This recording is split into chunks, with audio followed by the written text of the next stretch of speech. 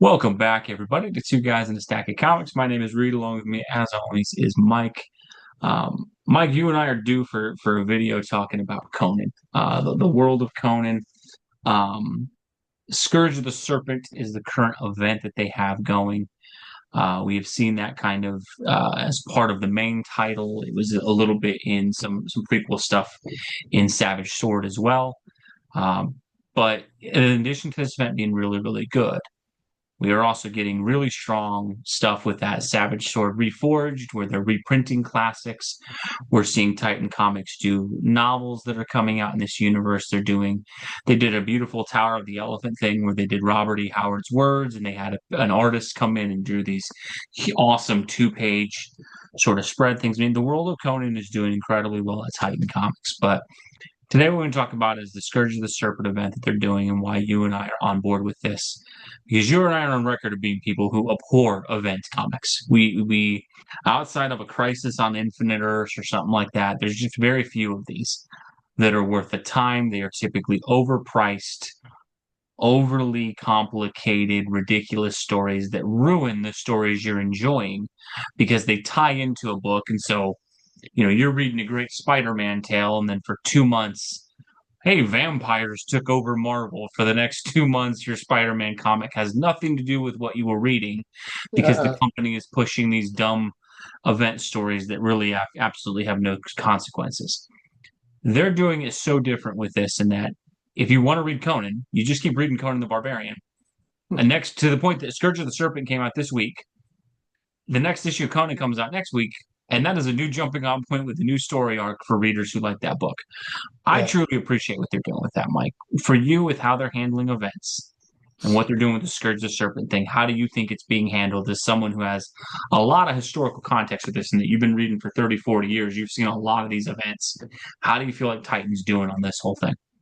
it's a great time to be a Conan fan, and it's all thanks to Titan Comics and Heroic Signatures and the great creatives that have put their heart and soul into this. You can tell that they really care about this property and are doing it justice. And it's just a great job because you just want more Conan.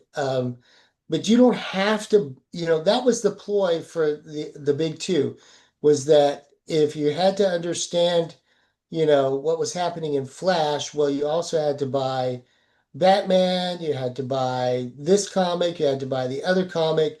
And Marvel was the master of it, and they just, they squeezed it dry to the point where, sometime, 8 years ago or whatever, I just said, forget it. I'm not chasing these event comics just to get, I just really want to read a good Flash story or a good Batman story.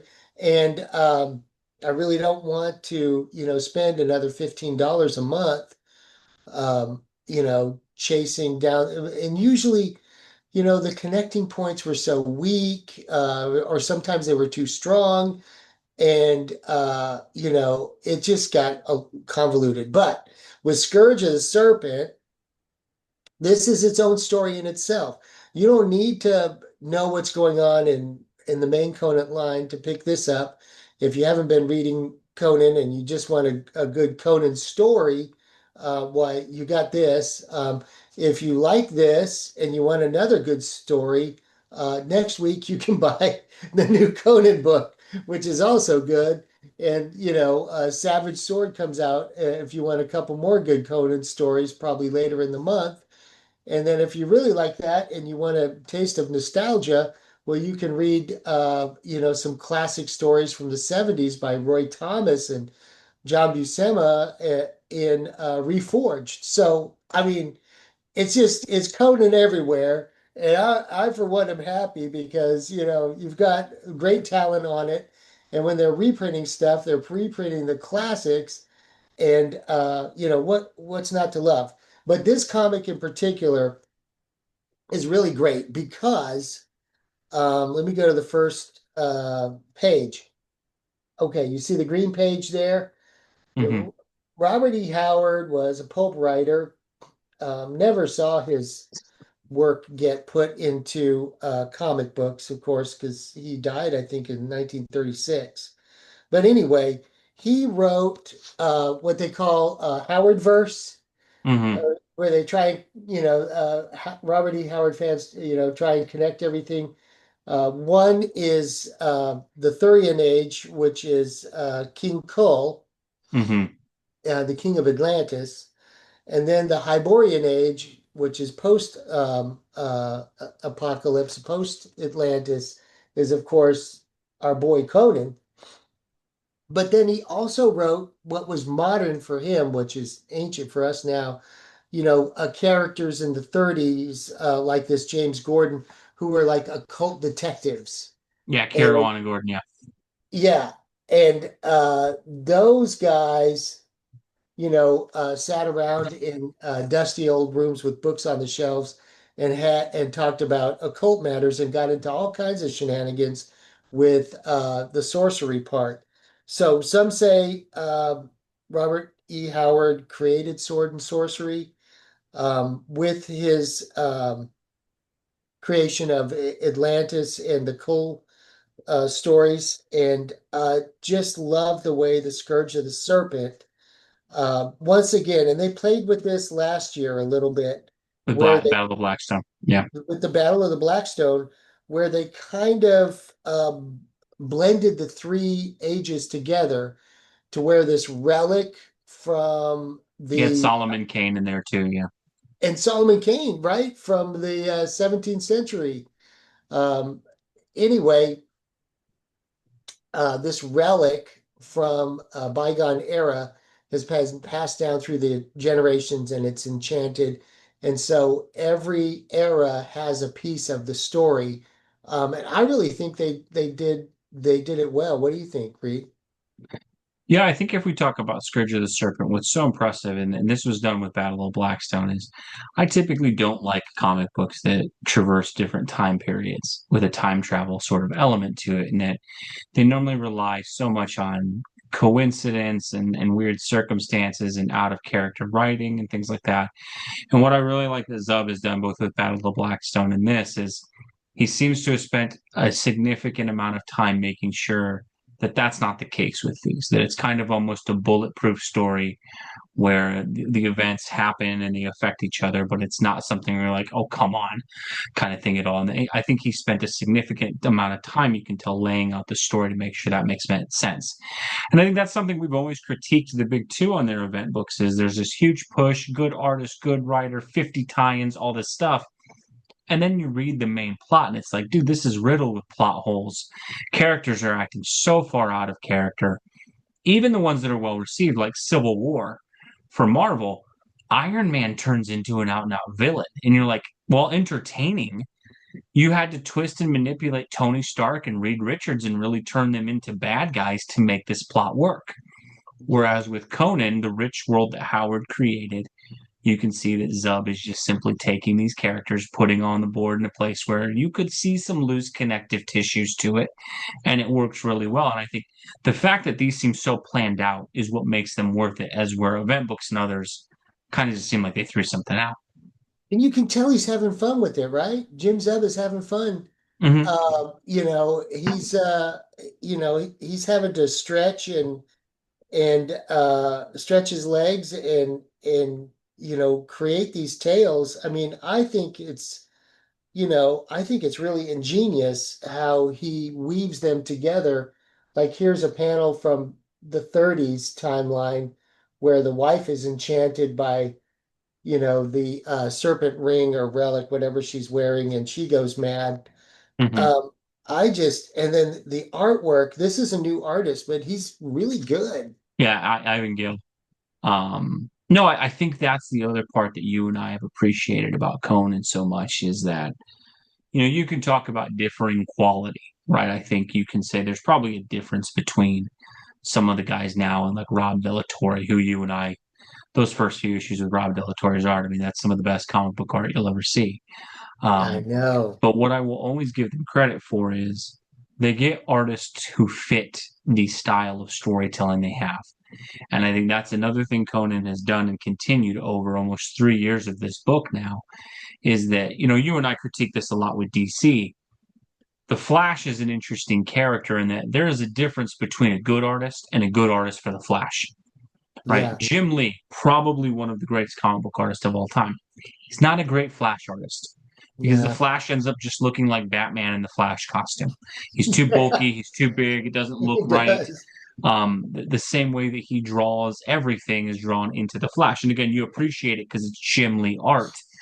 But as a Flash fan, you kind of look and go, I don't really know that works. He's Flash not had while this, I you're think, 20 or buried. so issues ago. They had Mike Deodato Jr., good artist, does a lot of great looking comic books. Flash, it didn't work. It just wasn't, it's not, there's a difference between being a great artist who fits that. And what I've liked about Conan is all of the artists you can tell have either got the style where it fits the more visceral, brutal world of Conan, or they have adapted their style to make sure that it fits. And I think that's one of the coolest things they've done is they've consistently put the content of the book over the preference of the artists and the writers. And I think because they've done that as fans, you can really embrace the book where it's like, man, you guys are giving me something that I want as opposed to something you wanted to tell me that I want, which is what Marvel and DC seem to do. Yeah. I think the other part, Yeah. like you mentioned, there's fun to it. And I think that's the big thing you can tell is these are people who love these creations. And it shows up in the extra material that you get in these comics. And I know some of that Jeffrey stuff people Shanks. skip by, but you have in the Yeah. back, Jeff Shanks writes all these letters talking about the historical context, how much research went into this. When you see the guys I interviewed, know. the biggest thing is, and I don't watch a lot of creator interviews or people doing stuff, but when it's in the book, you look at it. And what's so cool is when they've interviewed the back pages, I think they call it chainmail. They interview the artists, they interview the writers, they have these prose things in there. Whenever they interview him, the biggest thing they talk about is how much they love Robert E. Howard, his work, his world, what he did, and how their goal is to honor that and honor the fans of that by giving them more material. And that is in such stark contrast to when you Yeah. see Marvel and DC, where there's people where it's like, well, I didn't really like this character, so I'm writing the character the way I wanted him to be. Or, they'll talk about the past of the characters and oh, that was really problematic and we need to iron out some of those elements that don't really fit. And I just look, you compare Conan and Wolverine are pretty comparable characters, I think, in terms of code of honor, very violent, lot of lady loves, that kind of stuff between the two. I look at how Titan is going with Conan, where he unapologetically is the same character, as opposed to Wolverine, where you can tell over the last 30 years, they've been doing everything they can to sand off the rough edges and turn him into a modern Wolverine that fits more for where A we are. Disney. Would you say a Disney Wolverine? Yeah, and I think that's what I appreciate so much out of Conan is an uncompromising loyalty to who the character should be and with the world that Howard created is the difference that makes this comic worth reading, as opposed to, in all honesty, I'd be shocked with most modern comics, with Marvel and DC, if those guys have even bothered to read some of the classics that came out or understood what went into those.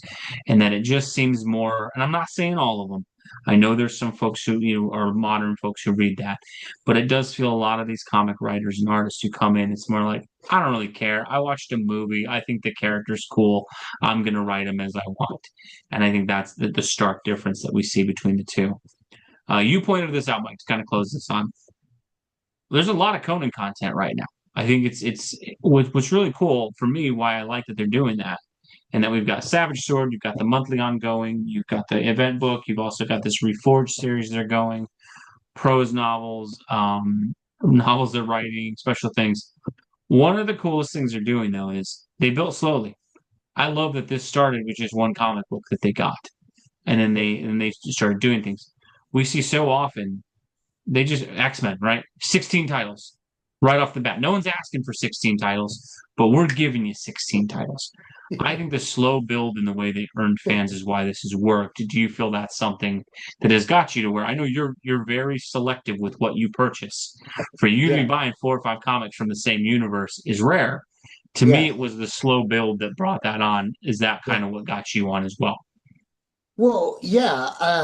And it makes sense from an economical standpoint, right? You want to test the waters. You know that they probably had high hopes for this property, but others had, dabbled in it, and Marvel had it and it failed for Marvel. Yeah. yeah, and then Dark Horse had it for a while and didn't do so well. So test the waters, and when you're testing the waters, make sure you give it the best shot possible. Put some real talent on it and see what they can do.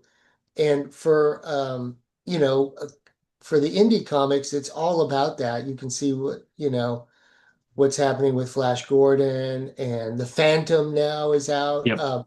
They're putting their top tier talent on because it's make or break. Hmm.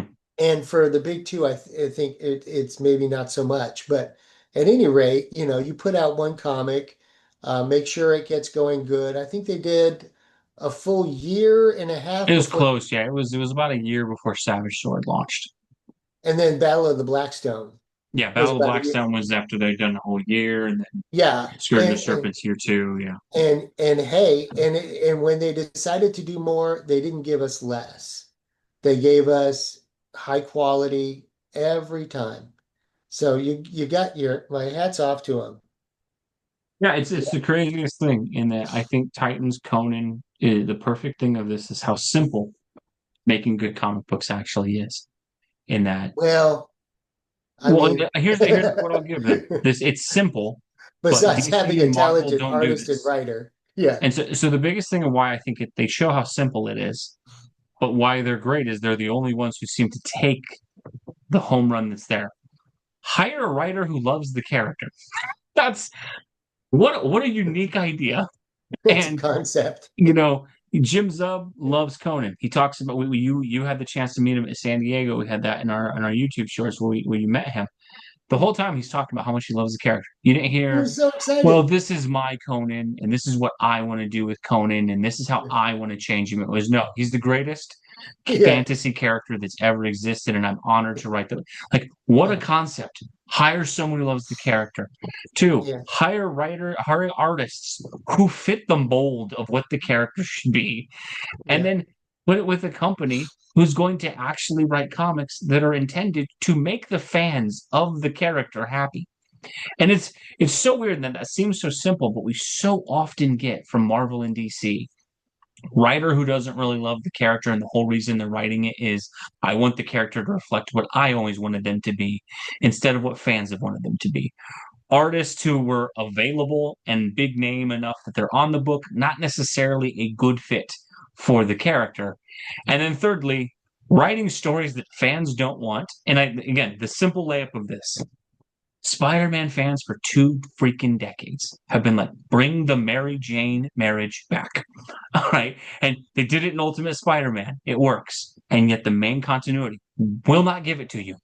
Like it's the home run of all home. It's right there. It's a layup. You do this, you make people happy. And it's like Marvel's like, no, we're not doing it. We don't care that you want that. That's not what we want.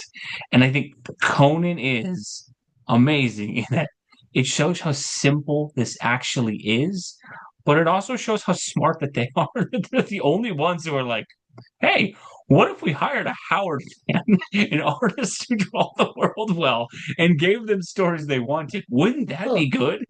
It's crazy, but they've done it so well and they've done it so much better than any other comic publisher. yeah. They hired It's true crazy. fans. Jeff Shanks and Jim Zub are true fans, and then you got to know these artists.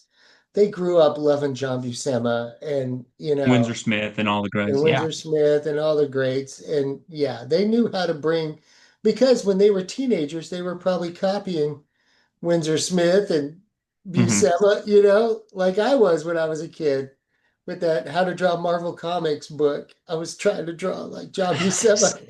Yeah, No, yeah, it's, and I think, art is always subjective, obviously. And I think even for me as a huge fan of the book, I would say there's dips, there's peaks and valleys in terms of how good the art is in the book.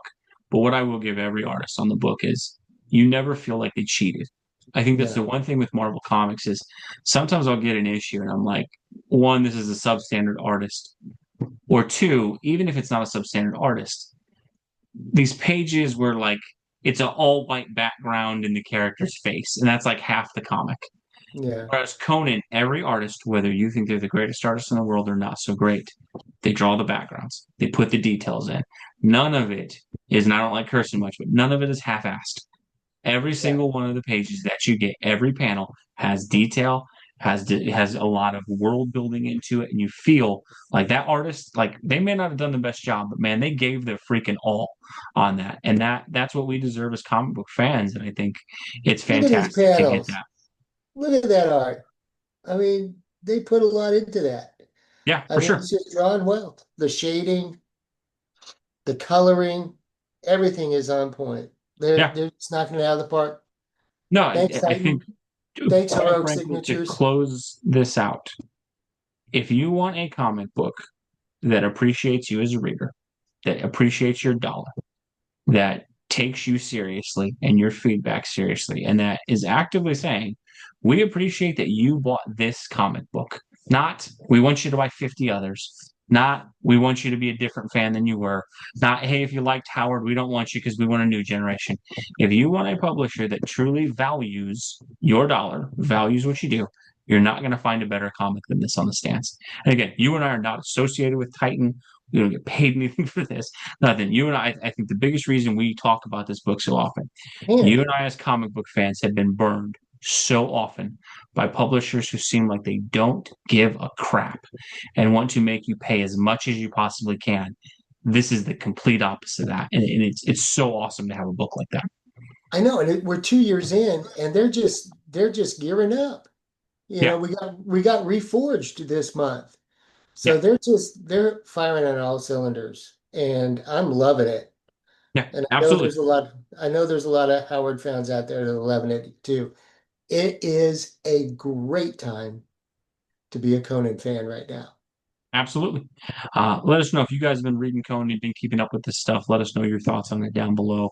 If there's something you think we missed or some context you want to add, we'd love to hear from you on it.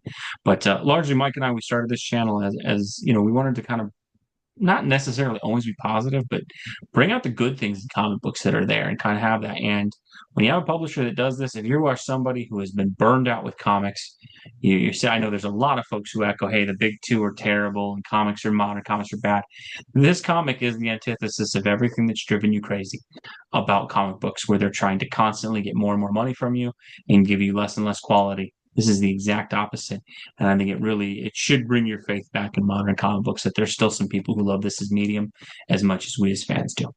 As always, folks, thank you for watching. God bless you, folks. You have a great rest of your day. Thanks, everybody.